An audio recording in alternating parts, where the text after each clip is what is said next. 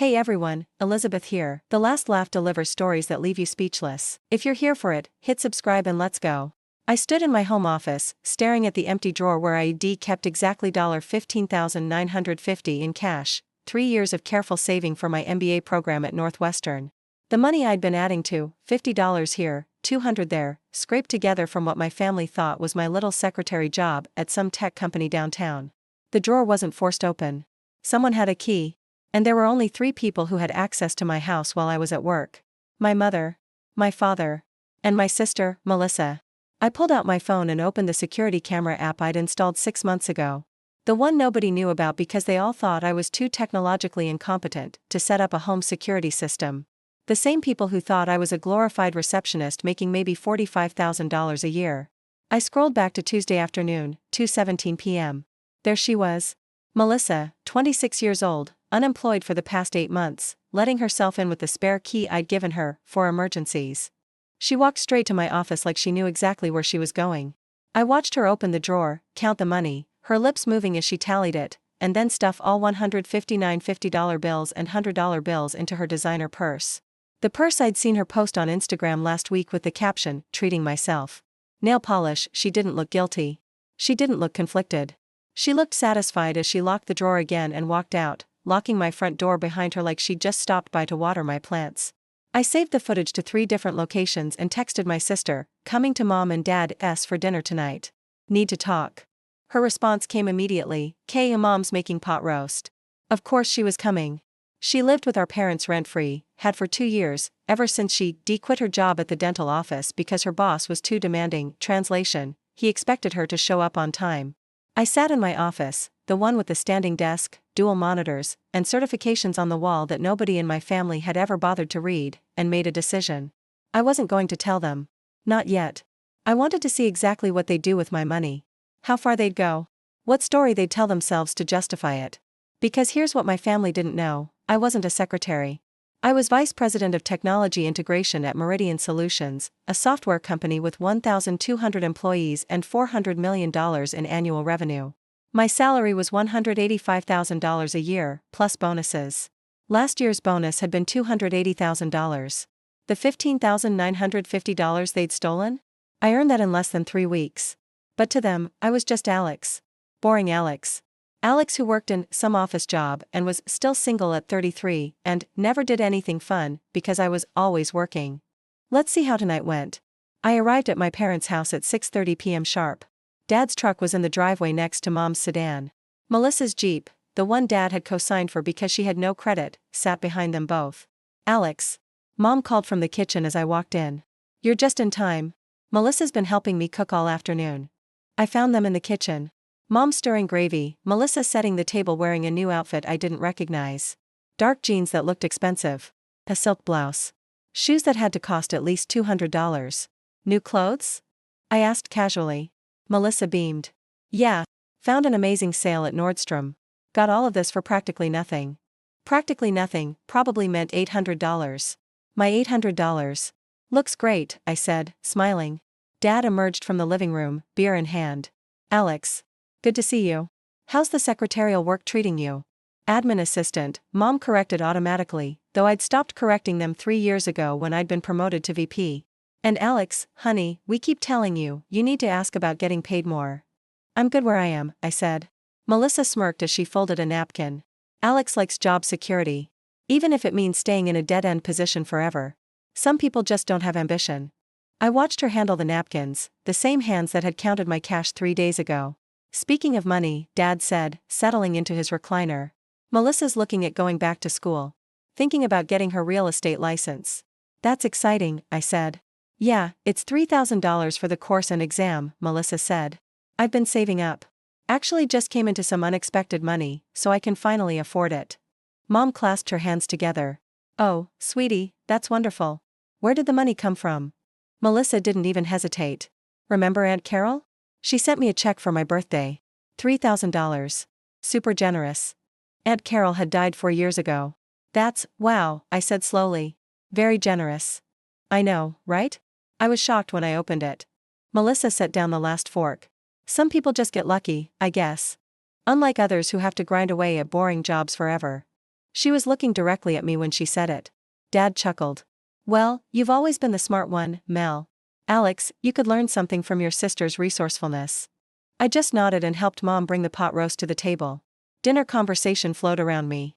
Melissa talked about the real estate classes she'd be starting soon. Mom discussed her book club. Dad complained about the neighbor's tree branches. Nobody asked me about my work, my life, my plans. They never did. Oh, Alex, Mom said as she passed the potatoes. Your father and I were talking. We need to borrow about $4,000. The roof needs repairs, and we're a bit short this month. After Dad just bought a $6,000 fishing boat, I noted. That was an investment, Dad said defensively. For my retirement. I'd love to help, I said carefully. But I've been saving for business school. My savings took a hit recently. Melissa's fork paused for just a fraction of a second before she resumed eating. Business school? Dad snorted. At your age? Alex, you're 33. Maybe focus on finding a husband instead of more school. You're not getting any younger. Besides, Melissa added, you don't need an MBA for reception work. That's just a waste of money. It's for career advancement, I said evenly. Career advancement from what? You answer phones. Melissa laughed. Save your money. Or better yet, help out your family when we need it. That's what family does. I took a sip of water. How much did you say your real estate course was? $3,000. Why? Just curious. That's about what I had saved up. $15,950. Took me 3 years. The table went quiet. Mom looked confused. Dad frowned. Melissa's face remained perfectly neutral, but I saw her grip tighten on her fork. That's very specific, Mom said. Why do you remember the exact amount? Because I counted it regularly. Had it in cash in my office. I kept my tone conversational. It disappeared on Tuesday afternoon, around 2:17 p.m. Melissa's face had gone pale. That's terrible. Did you call the police? Not yet. I wanted to check my security cameras first. You have security cameras? Dad said. Since when? 6 months. After that string of break-ins in my neighborhood. I looked directly at Melissa. They're very high quality. 4K resolution. Time-stamped. They capture everything. Melissa set down her fork carefully. Well, I hope you catch whoever broke into your place. That's awful. The interesting thing is, I continued, there was no break-in. Someone used a key. Someone who knew exactly where I kept that money. Mom's face had shifted from confused to concerned. Alex, what are you saying? I'm saying someone with access to my house took $15,950 in cash from my office on Tuesday at 2:17 p.m. I have it on video. Dad's beer stopped halfway to his mouth. Video? I pulled out my phone, opened the security app, and placed it in the center of the table. I pressed play. We all watched in silence as Melissa appeared on screen, walking through my house, entering my office, opening my drawer, counting my money, and taking every single bill. The video ended. Nobody spoke. Melissa's face had cycled through shock, denial, and was currently settling into defensive anger. You were recording me? That's illegal. It's my house. Perfectly legal. I picked up my phone. The timestamp shows Tuesday, 2:17 p.m. The same day you posted about treating yourself. The same week you suddenly had $3,000 for real estate school. Melissa? Mom's voice shook. Did you steal from your sister? It wasn't stealing, Melissa snapped. Alex has plenty of money. She works at some stupid tech company doing nothing all day. She doesn't need $15,000 for some pointless degree she'll never use. That's not the point, Dad started. She was never going to use it anyway. Melissa's voice rose. She just hoards money while the rest of us struggle. I needed that money. I have plans. Real plans. Not like her pretend career. I said nothing. Just waited. Mom's face had gone from concern to horrified. You stole $15,000 from your sister? I borrowed it, Melissa corrected. I was going to pay her back eventually. When? I asked quietly. You've been unemployed for 8 months. You have no income. You just spent my money on clothes, meals out, and apparently a real estate course you haven't even registered for yet. How do you know I haven't registered? Melissa demanded. Because I called the 3 real estate schools in the area. None of them have a Melissa Thompson enrolled or pending. I'd done my research. Where's the rest of the money? Melissa's jaw worked. She looked to our parents for support, but Mom's hands covered her mouth, and Dad wouldn't meet her eyes. Answer your sister, Dad said quietly. I spent it, Melissa said defiantly. On things I needed. Clothes for job interviews. Meals with networking contacts. Investments in my future. Nordstrom and Olive Garden aren't investments, I said. They're theft. $15,950 worth of theft. You can't prove, Melissa started. I have video evidence, bank records showing no deposit from Aunt Carol because she's been dead for 4 years, and receipts from the stores you visited. I'd pulled her Instagram posts, checked the timestamps against my security footage. I can prove everything. The doorbell rang. We all froze. Were you expecting someone? Mom asked. Actually, yes. I stood up and walked to the door. Standing on the porch was Gregory Martinez, CEO of Meridian Solutions. 62 years old, silver hair, impeccable suit. My boss. Behind him was Christina Lee, our CFO, holding a leather folder. Mr. Martinez, I said. Thank you for coming. My family had appeared in the hallway behind me, staring. Alex, Vice President Thompson, Gregory said formally, his voice carrying into the house. I apologize for interrupting your family dinner, but we have time-sensitive business. Your $300,000 performance bonus paperwork needs your signature tonight for tax purposes. Christina has the documents. The sound that came from behind me was somewhere between a gasp and a choke. I turned slightly. Mom's face had gone white. Dad's beer slipped from his hand, foam spreading across the hardwood. Melissa stood frozen, her mouth open. Of course, I said professionally. Would you like to come in? We'll only be a moment, Christina said, opening the folder. We need your signature on 3 places. Your bonus is $315,000 this year, actually. The board approved an additional $15,000 for your leadership on the Patterson account. She handed me a pen. I signed quickly while my family watched from the hallway like statues. Excellent, Gregory said. And Alex, sorry, this is so informal, the board meeting confirmed your promotion. Senior Vice President of Strategic Innovation. Effective immediately. New salary is $240,000 base. We'll discuss equity packages next week. Thank you, Mr. Martinez. I'm honored. You earned it. The work you've done is exceptional. He glanced past me at my frozen family, then back to me. Enjoy your evening. I closed the door and turned to face my parents and sister. The silence was absolute. Vice President? Mom whispered. Senior Vice President now, apparently. I walked back to the dining room, where my pot roast had gone cold. I've been VP of Technology Integration for 3 years. Before that, Director of Systems Management. Before that, Senior Systems Analyst. I sat down and cut a piece of meat. $300,000, Dad said hoarsely. Dollar bonus. $315,000. This year was good. I took a bite. Last year was $280,000. The year before was $195,000. Melissa had collapsed into her chair, her face sheet white. You make, how much? Base salary is now $240,000. Total compensation with bonuses usually runs between $450,000 and $600,000 annually.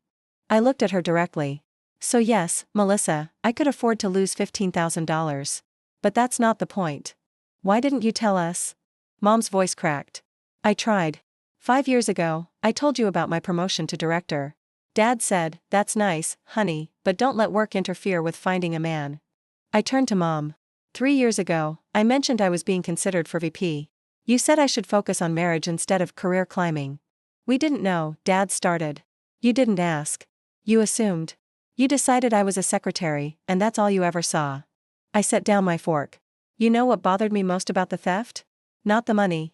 I can replace that in 2 weeks. What bothered me was watching Melissa lie about Aunt Carol, knowing you'd believe her without question. Watching her spend my savings on clothes and restaurant meals while calling my career pointless. Melissa's hands shook. I didn't know. You never said. I told you where I work. I told you I work at Meridian Solutions. You could have Googled it. Looked at the leadership page. My photo is on the company website with my title. My voice remained calm. But you didn't care enough to look. Alex, sweetheart, Mom reached for my hand. I pulled back gently. You asked me for $4,000 for a roof while Dad buys fishing boats. Melissa stole $16,000 from me and felt entitled to it because she decided my career was fake. What do you want? Dad asked quietly. Do you want her arrested? I looked at Melissa. Really looked at her. She was crying now, mascara running, her expensive new clothes suddenly looking ridiculous. I want 3 things, I said. First, Melissa pays me back. All $15,950. I don't care if it takes her 10 years. She'll sign a promissory note, legally binding, with interest. Melissa nodded frantically. Yes. Okay. Yes. Second, you all stop treating my career like a hobby. Stop calling it its secretary job. Stop acting like I'm wasting my life because I'm not married with kids. My career is important to me. It's real. It matters. Of course, Mom whispered. I'm so sorry. Third, I continued, when you ask me for money, and you will ask again, I'll decide based on whether you respect me and my choices. Not because we're family. Not because you think I owe you. But because you've earned my trust back. I stood up, leaving my plate half finished. Wait, Melissa said, her voice breaking. Are you cutting us off? No. I'm setting boundaries. Something I should have done years ago. I picked up my bag. I'll email you the promissory note template tomorrow, Melissa. My lawyer will handle the details. Your lawyer, Dad repeated faintly. Yes. My lawyer. My financial advisor. My accountant. All the people you have when you make the kind of money you thought I was too stupid to earn. I walked to the door. Alex. Mom called. Please. We're sorry. We love you. I turned back. I love you too. But love doesn't mean accepting disrespect. It doesn't mean letting you steal from me or diminish my accomplishments or treat me like I'm less than. We didn't mean, Melissa started. You did mean it.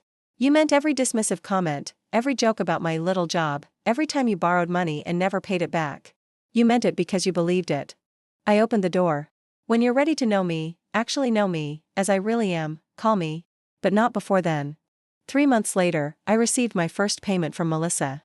$200, with a note, first installment. I got a job. Admin assistant at a dental office.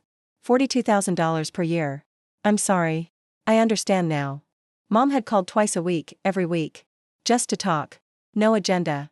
Dad had shown up at my office, Googled the address, found the building, sat in the lobby until I agreed to see him. I'm proud of you, he'd said. I should have said that years ago. I didn't forgive them immediately. Forgiveness took time. But I did start answering their calls. Having dinners again. Slowly rebuilding something real. The $15,950 had cost me 3 years of saving. Getting it back would take Melissa probably 5 years of payments. But the respect I demanded? The boundaries I set? The truth I finally made them see? That was priceless. And it only cost me one very expensive family dinner.